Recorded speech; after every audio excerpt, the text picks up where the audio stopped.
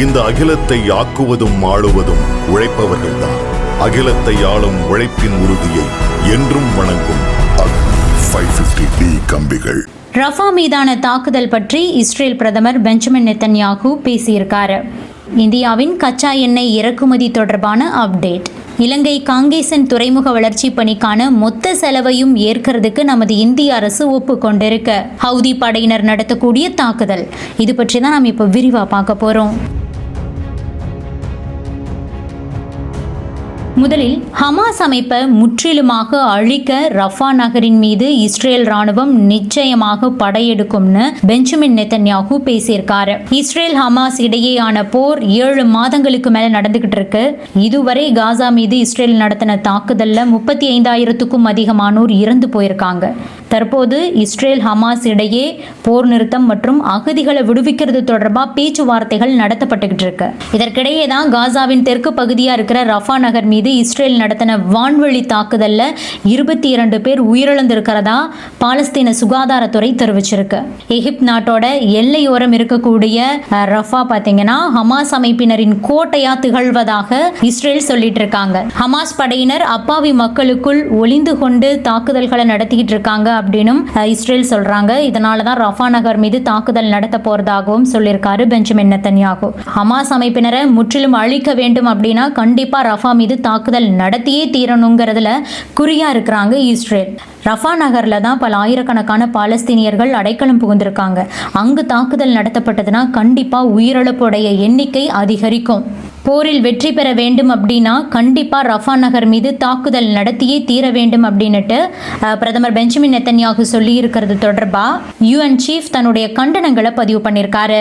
Antonio Guterres என்ன சொல்லியிருக்காருன்னா, Rafah மீது கை வைத்தால் பொறுமையாக இருக்க முடியாது. ரஃபா மீது தாக்குதல் நடத்துவதால் எதுவும் நடக்க போவதில்லை. அப்பாவி மக்கள் தான் பாதிக்கப்படுவார்கள், கொல்லப்படுவார்கள். அந்த பாதகத்தை இஸ்ரேல் செய்யக்கூடாது அப்படின்னு பேசியிருக்காரு.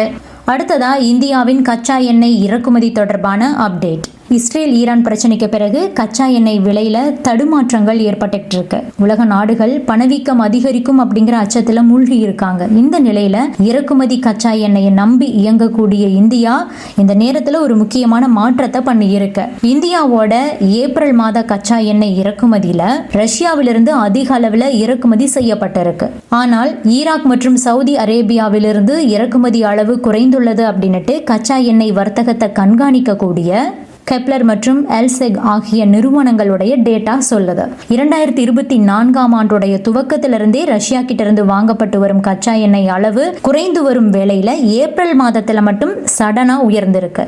மேலும் மார்ச் மாத இறக்குமதி அளவீடுகளை ஒப்பிடும்போது ஈராக் சவுதி கிட்ட இருந்து கச்சா எண்ணெய் குறைஞ்சிருக்கு. இலங்கை காங்கேசன் துறைமுக வளர்ச்சி பணிக்கான மொத்த செலவையும் ஏற்கிறதுக்கு நமது இந்திய அரசு ஒப்புக்கொண்டிருக்காங்க. இலங்கையோடைய வடக்கு மாகாணத்தில் அமைந்திருக்கக்கூடிய காங்கேசன் துறைமுகம் மொத்தம் 16 ஏக்கர் பரப்பளவு கொண்டது. புதுச்சேரியில் இருக்கிற காரைக்கால் துறைமுகத்திலிருந்து வெறும் 104 கிலோமீட்டர் தூரத்துல தான் இந்த காங்கேசன் துறைமுகம் அமைஞ்சிருக்கு. யாழ்ப்பாணத்துக்கு அருகே இருக்கக்கூடிய இந்த காங்கேசன் துறைமுகத்தை தமிழ்நாட்டோட நாகைப்பட்டினத்தோடு இணைக்கக்கூடிய நேரடி பயணிகள் கப்பல் சேவை சுமார் 3.5 மணி நேரத்துல 111 கிலோமீட்டர் தூரத்தை கடந்து செல்லுது. இந்த நிலையில தான் காங்கேசன் துறைமுகத்தின் வளர்ச்சி மற்றும் புனரமைப்பு பணிகளை செயல்படுத்துறதுக்கு இலங்கை அமைச்சரவை முடிவு பண்ணாங்க.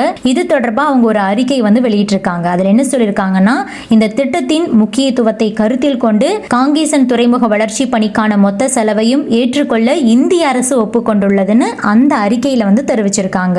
இந்த திட்டத்தை செயல்படுத்த மொத்தம் 510 கோடி ரூபாய் தேவைப்படும் அப்படின்னுட்டு கடந்த மார்ச் மாதமே அறிவிக்கப்பட்டிருந்தது அப்படிங்கிறதும் இங்கு குறிப்பிடத்தக்கது. அடுத்ததா காசாவில் இஸ்ரேலின் தாக்குதல் தொடரும் நிலையில ஏமன்ல இருக்கக்கூடிய ஹவுதி படை மத்திய தரைக்கடல் பகுதியில் பயணிக்கக்கூடிய அனைத்து வகையான வணிக கப்பல்களையும் குறிவைத்து தங்களுடைய தாக்குதலை தீவிரப்படுத்தியிருக்காங்க. இந்த வாரத்தில் மட்டும் இந்திய பெருங்கடல் செங்கடல்ல 4 கப்பல்கள் மீது ஹவுதி படையினர் தாக்குதல் நடத்தியிருக்காங்க. செங்கடல்ல கப்பல் மீது நடத்தப்பட்ட ஏவுகணை தாக்குதல்ல கப்பல் சேதமடைஞ்சிருக்கு. இஸ்ரேல், அமெரிக்கா, இங்கிலாந்து ஆகிய நாடுகளை குறிவைத்து தான் இந்த தாக்குதல்கள் நடத்தப்பட்டுக்கிட்டு இருக்கு. இதனால உலக கப்பல் வர்த்தகமே பாதிக்கப்பட்டிருக்கு. இது பற்றியெல்லாம் நீங்க என்ன நினைக்கிறீங்க? உங்களுடைய கருத்துக்களையும் பதிவு பண்ணுங்க. இந்த அகிலத்தை ஆக்குவதும் ஆளுவதும் உழைப்பவர்கள்தான். அகிலத்தை ஆளும் உழைப்பின் உறுதியை என்றும் வணங்கும் 550D கம்பிகள்.